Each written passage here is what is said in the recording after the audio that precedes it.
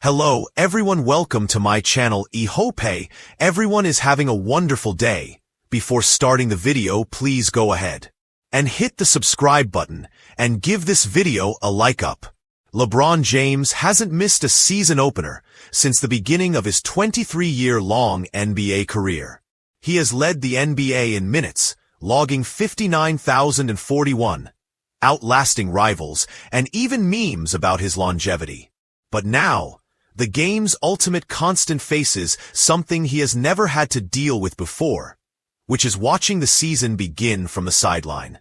The Lakers announced that the 40-year-old will sit out for at least 3 weeks because of right-side sciatica, keeping him sidelined for the October 21st tip-off, and sparking a big question about whether this is really about basketball or if it started on the golf course.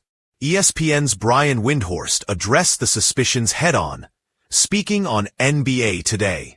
"Let me deal with the elephant in the room because I know I got a lot of text messages about this," he said.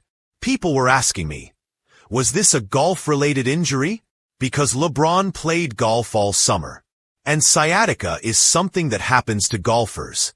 He explained that for a right-handed golfer, pain usually flares on the left side, not the right, as in LeBron's case, which made it clear this wasn't about tea time.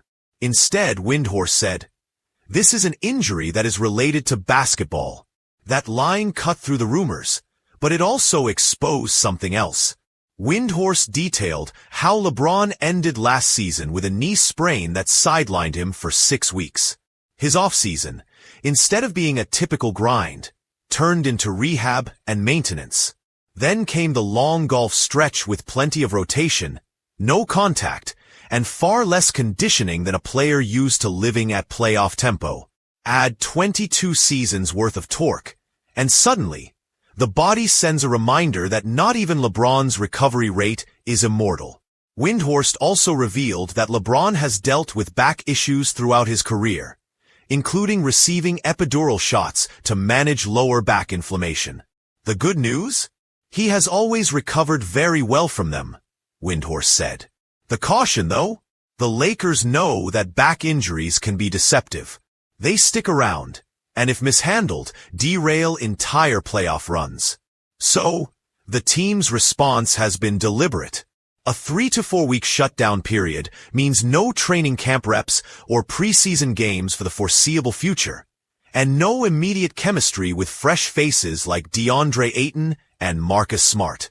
Head coach J.J. Redick emphasized a slow build-up, signaling that the Lakers are playing the long game, which, well, is a phrase that now defines the LeBron era as much as his stat sheet. The optics, though, are unavoidable. LeBron spent much of the summer embracing his golf persona. The Instagram clips and the LeGolf James tags all became part of his off-season identity. So when the word sciatica hit the injury report, the connection practically wrote itself for fans. But to those who followed LeBron's 23-year arc, this was less about golf and more about the price of chasing greatness deep into your 40s. What LeBron James' sciatica injury really means. Sciatica is not a filler word tossed into an injury update. It's nerve pain that radiates from the lower back through the glutes and legs, often tied to disc pressure or inflammation. For athletes, especially those with explosive movement patterns like LeBron, it's a ticking clock. Age compounds it. Every pivot or torque has a little more consequence than it did 5 years ago. In LeBron's case, the Lakers' cautious approach makes sense. Take rest, physical therapy, anti-inflammatories, and possibly more injections. But the goal is to make sure this flare-up doesn't become chronic. Most NBA players with conservative treatment return within a month, but for someone with over 2 decades of mileage, every recovery takes a little longer. History offers lessons in itself, too. Dwight Howard's back issues started small and escalated with a need for a microdiscectomy. Michael Porter Jr. needed multiple surgeries before stabilizing. Kawhi Leonard still manages recurring nerve pain. Each case reminds us how fine the line is between temporary and career-altering. LeBron's sciatica, though, likely stems from the accumulation of motion and stress rather than one moment. It's why the Lakers' medical team is pacing his return. No one in the organization wants to risk a short-term fix that leads to a long-term setback, especially not when their season ceiling still revolves around him.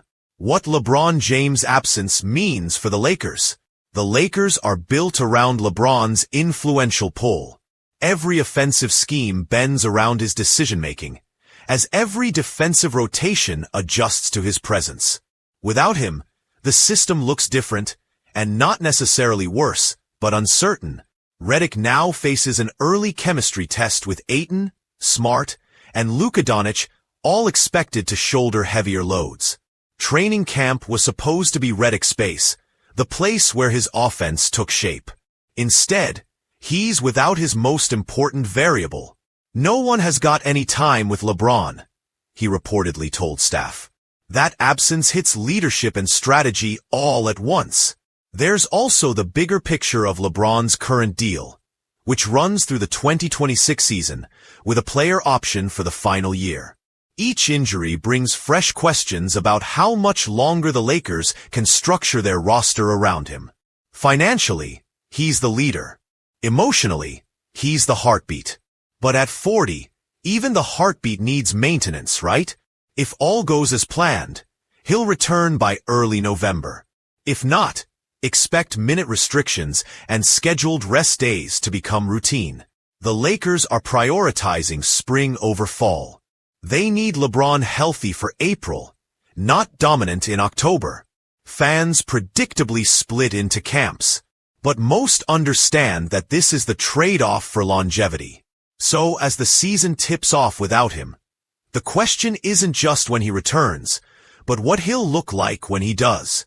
Will we see another comeback stretch and reminder that LeBron's timeline still breaks the rules? Or is this the first real signal that even the King's clock is starting to tick louder? Thank you for watching.